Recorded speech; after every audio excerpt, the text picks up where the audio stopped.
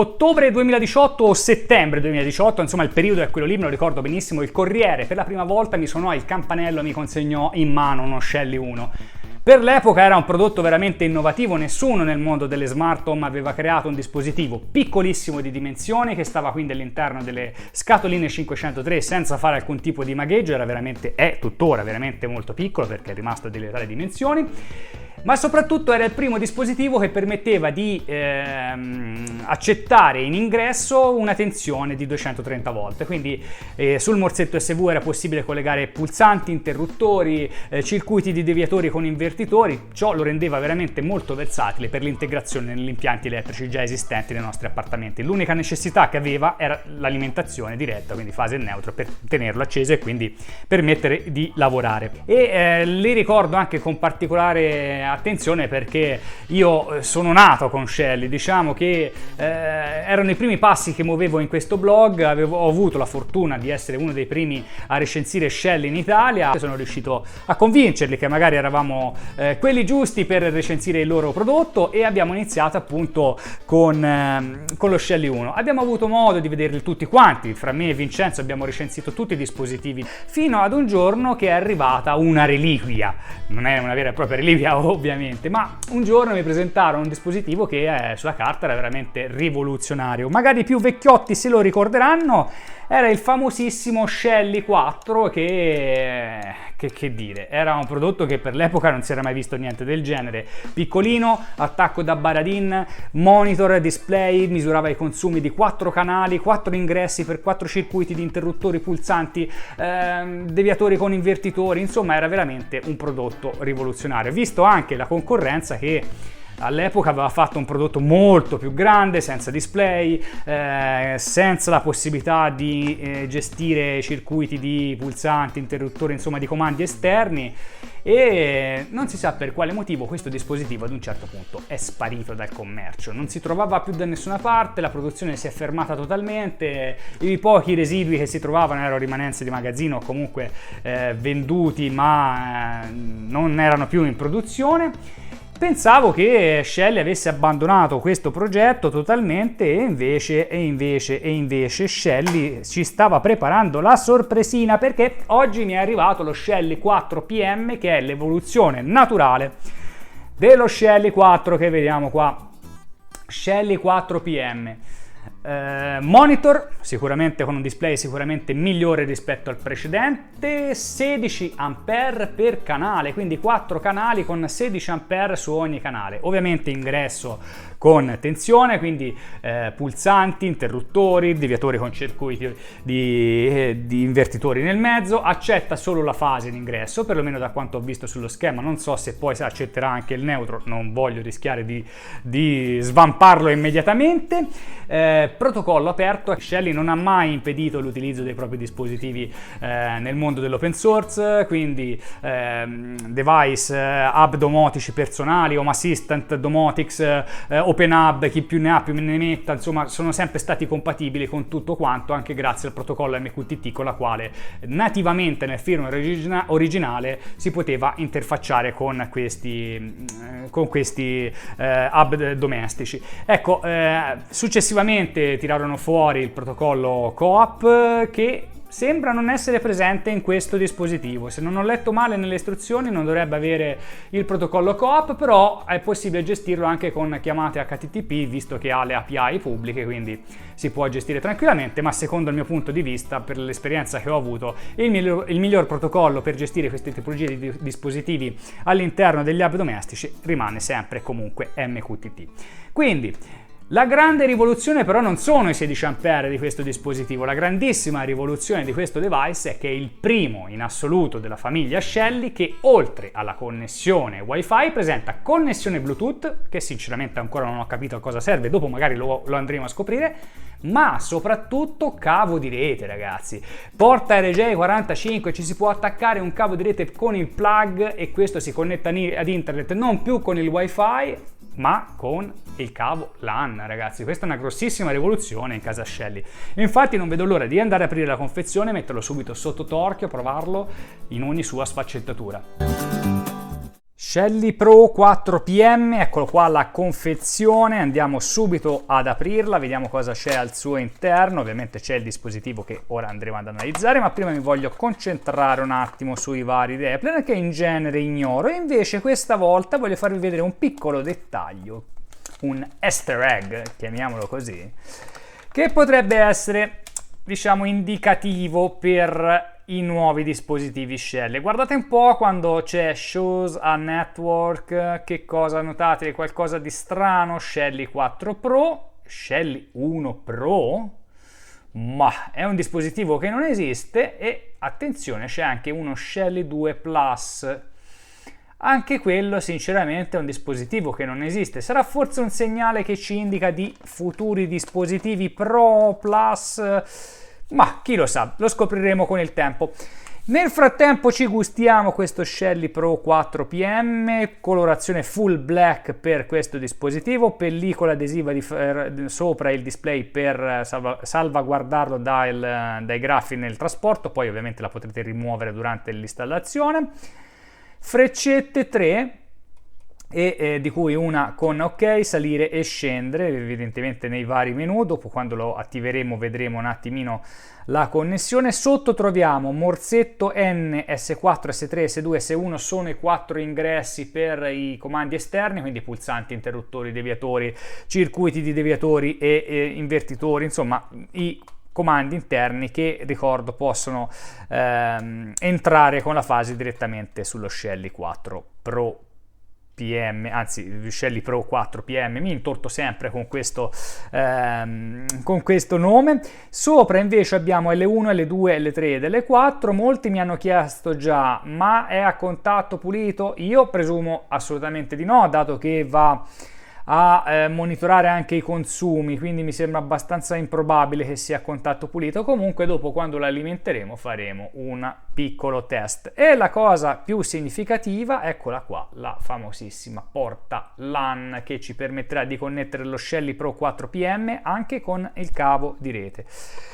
Mettiamolo vicino al predecessore, eccolo qui, tutti insieme. Questa è la nuova generazione, questa la vecchia generazione, dove c'era un solo pulsante fisico che ci permetteva di navigare nel menu al suo interno. Sicuramente il 4 Pro ha un design molto più moderno, notate qui come erano gli angoli molto precisi, qua invece è molto più stondato, sicuramente più carino esteticamente, e anch'esso, come il predecessore, può essere installato su barra DIN, quindi su un quadro tradizionale. Come notate, vedete tutti gli angoli smussati, e sicuramente fa dello Shelly Pro 4PM un dispositivo con un aspetto molto più gradevole.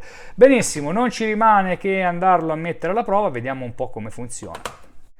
Ecco il solito caos di fili che c'è sulla mia scrivania, sul mio banco di test, quindi andiamo a cercare di spiegare un po' nel dettaglio cosa ho fatto, come ho collegato. Quindi in questo caso l'arrivo della fase del neutro proviene da questa spina, che per comodità la fase si ferma a questa morsettierina di distribuzione, il neutro si ferma invece a quest'altra morsettiera di distribuzione. Dalla morsettiera del neutro porto un neutro al polo del secondo portalampada, un neutro al polo del primo portalampada, un neutro al nostro Shelly Pro 4 PM.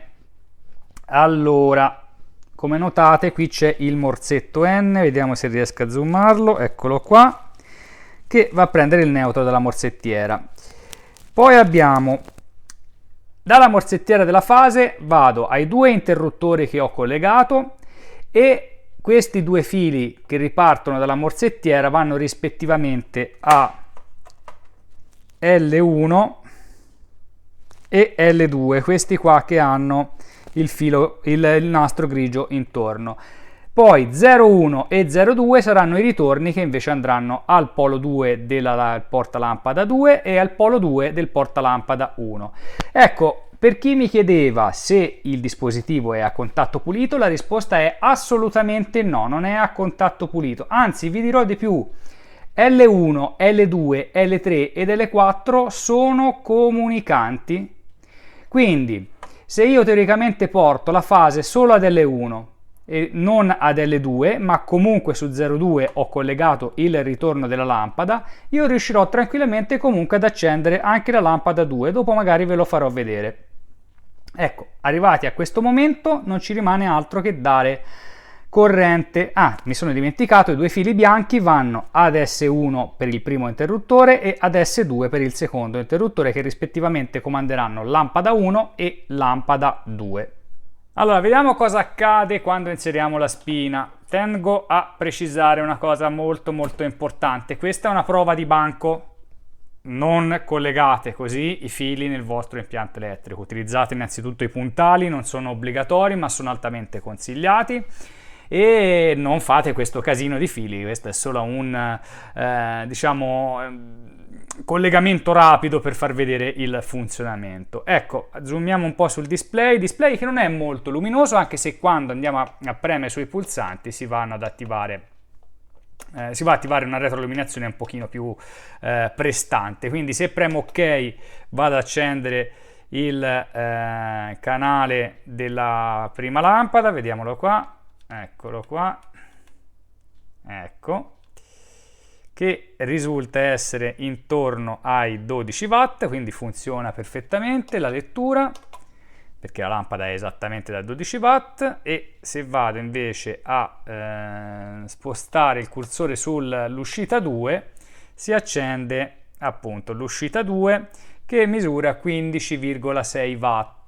Ecco, mi sarebbe piaciuto che la retroilluminazione rimanesse accesa per un pochino più di tempo quando si va ad intervenire, si spenge molto velocemente invece, forse per risparmiare energia, non ne ho la più pallida idea. Comunque lo Shelly non è ancora configurato, ma collegando gli interruttori già funzionano, vedete? Si va ad accendere la luce 1 e si va ad accendere la luce 2 e, come notate, i rispettivi comandi vengono spostati su on. Andiamo a vedere le varie voci del menu, magari faccio uno zoom più ravvicinato così riusciamo a capire meglio tutte le varie impostazioni. Allora, ecco il menu dello Shelly. Questa è la pagina iniziale che ci mostrerà i 4 canali che attualmente sono spenti. Scorrendo con le frecce in basso e in alto si va verso i canali, premendo ok si attiva o disattiva il canale.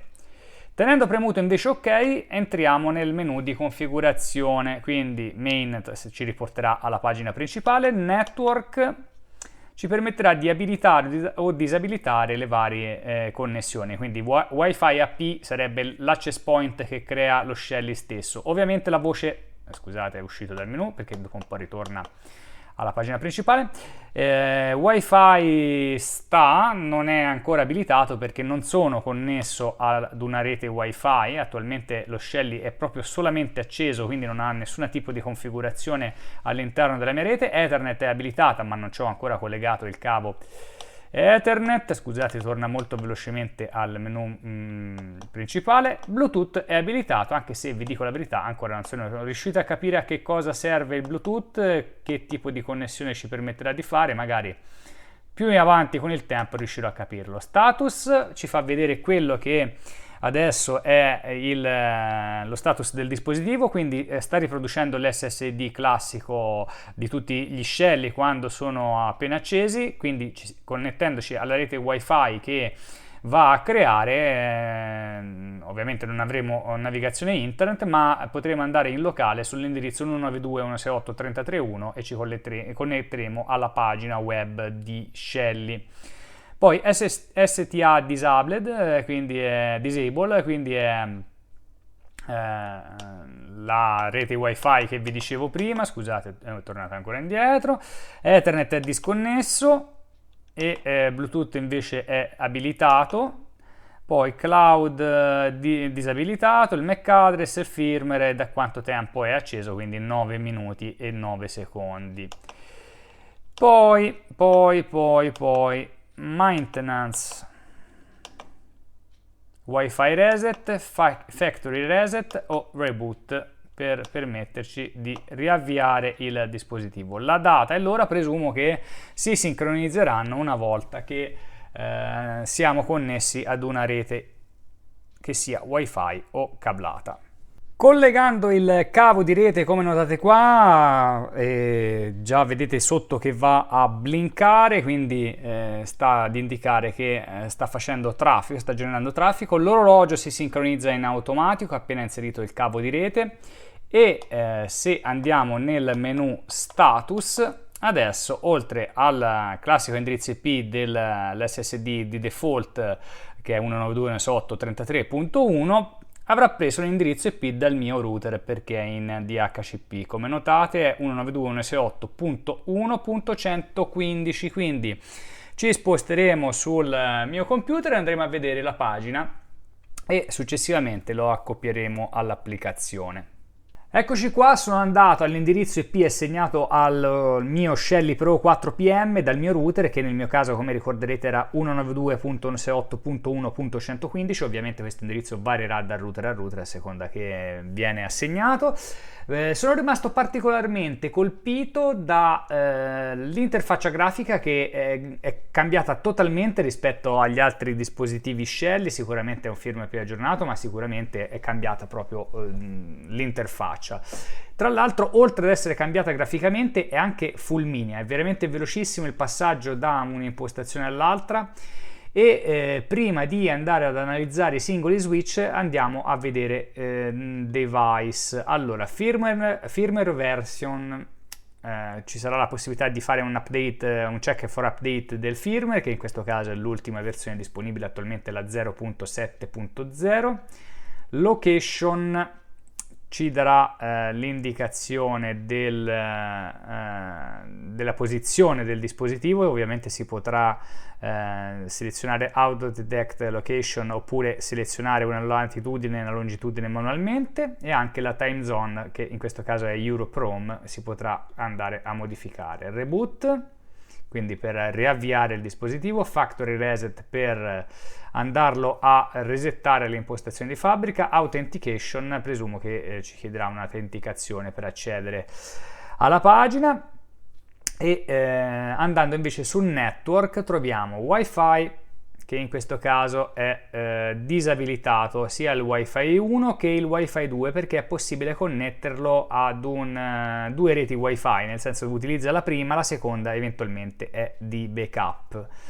In questo caso sono tutte e due disabilitate perché il mio dispositivo è connesso tramite cavo Ethernet. Cavo Ethernet che notate qua su, infatti, vedete, questo è il simbolo del Ethernet Connection che mi dice appunto che è connessa. In questo momento sono escluso dal cloud, quindi mi dice che è disabilitato. MQTT è disabilitato, quindi non è diciamo colorata l'icona. È abilitato il Bluetooth, che ancora non ho capito a cosa serve, magari ci spiegherà qualcosa Shelly più avanti, perché non ho trovato alcun riferimento per quanto riguarda la connessione Bluetooth. Poi Wi-Fi connection abbiamo visto proprio adesso che è disconnessa, e access point è acceso, ovvero, lo guardiamo qua sotto, è il classico SSD che produce lo Shelly quando non è accoppiato a nessuna rete Wi-Fi, quindi si troverà facendo una scansione della rete questa rete Wi-Fi, che volendoli si può dare anche una password oppure lasciarla aperta come preferiamo. Se il vostro dispositivo è accoppiato al vostro account o comunque connesso tramite cavo o tramite Wi-Fi, vi consiglio di disabilitare questa funzione. Andiamo a vedere Ethernet. Allora, connesso, mi dà anche l'indirizzo IP, enable, warning, change this setting, require a device reboot. Ok, se cambiamo questa opzione ovviamente andrà riavviato il dispositivo. Set static IP address, io consiglio sempre di prenotarlo tramite router, cioè di far gestire gli indirizzi IP dal router, ma se proprio insistete potete eventualmente settare l'indirizzo IP direttamente dal menu dello Shelly. Poi cloud, ovviamente nel mio caso è disabilitato, ma volendo potrete abilitarlo. Bluetooth enable, disable, ma non ci dice assolutamente a che cosa può servire, magari saranno funzioni che si scopriranno in futuro. MQTT, allora qui per gli smanettoni come noi ci sono delle modifiche. Innanzitutto non c'è il protocollo coop, come vi avevo già preannunciato all'inizio del video. Ma però c'è una variante dell'MQTT. Infatti, oltre a MQTT c'è anche MQTT-S, che sappiamo essere la connessione MQTT più sicura, protetta, diciamo. Non ho avuto modo di riscontrarlo, non so se questa protezione verrà utilizzata con Home Assistant. Comunque in futuro magari verrà implementata, e quindi attualmente c'è. Quindi classico indirizzo del nostro broker, che nel caso di Home Assistant corrisponde all'indirizzo IP della macchina sulla quale è installato Home Assistant. Username e password sono quelle che abbiamo impostato sul nostro Home Assistant, o comunque dove abbiamo il broker, sarà le username e la password proprio del broker. Benissimo, adesso torniamo a Device e quindi torniamo alla pagina principale. Abbiamo visto che ci sono 4 switch, possiamo accendere e spegnere ovviamente anche da qua. Interessantissimo è anche la progressione e la regressione dei watt quando accendiamo e spegniamo, invece di dare un valore subito. C'è questa simpaticissima animazione molto molto carina. Se clicchiamo su uno dei 4 switch, entriamo nelle impostazioni proprio del canale, quindi channel setting. Da qui si potrà ovviamente andare a selezionare input output setting, quindi come si dovrà comportare il pulsante connesso all'ingresso e come si dovrà comportare il canale quando verrà ripristinata la corrente in caso di mancanza di corrente, quindi on off, restore o match input. Poi invert switch va ad invertire la logica dell'uscita, in questo caso rimane attaccata quando è spenta quando l'interruttore è disabilitato, e viceversa se spuntiamo questa voce. Max Power Protection, qui si potrà impostare un limite massimo di assorbimento per il singolo canale, che di default è 3500, ovvero il massimo disponibile, ma volendo si può abbassare la soglia del Power Protection. Channel name ovviamente qui è switch 0 di default, ma si potrà andare a sostituire con il nome che più ci aggrada. Consumption type, la tipologia di device che è attaccata, diciamo, all'uscita, o volendo se ne potrà mettere una custom e quindi andare a selezionare quello che ci pare, un nome che ci pare. Poi pin lock servirà a mettere un pin per quanto riguarda l'abilitazione di quella determinata uscita, che in questo caso è il primo canale, quindi switch 0. Nel caso che andiate ad aprire l'applicazione, sappiate che se avete collegato il vostro dispositivo tramite cavo Ethernet non dovete fare nessuna procedura, sarà direttamente disponibile fra i discovered device, e quindi dovrete semplicemente cliccare per aggiungerlo al vostro account. Diversamente, se invece preferite la connessione Wi-Fi classica, ci sono le classiche modalità di accoppiamento, che sono quella di collegarsi magari al proprio access point per poi selezionare il classico indirizzo 192.168.33.1 e poi successivamente impostare la rete Wi-Fi che preferite, oppure venire qui direttamente e inserire SSD e password della rete Wi-Fi alla quale volete connettere il proprio Shelly Pro 4PM. Bene amici, è inutile dire che sono veramente soddisfatto di questo dispositivo, mi ha fatto veramente piacere riceverlo in anteprima. Ricordo che non è ancora in vendita, o meglio è in prevendita, dovrebbe uscire il 1° di ottobre, ma è possibile già preordinarlo sul sito ufficiale shelly.cloud, quindi vi esorto, se siete interessati a questo dispositivo, di prenotarlo affinché vi arrivi in maniera celere appena verrà messo in commercio. Niente amici, alla prossima, un saluto, ciao!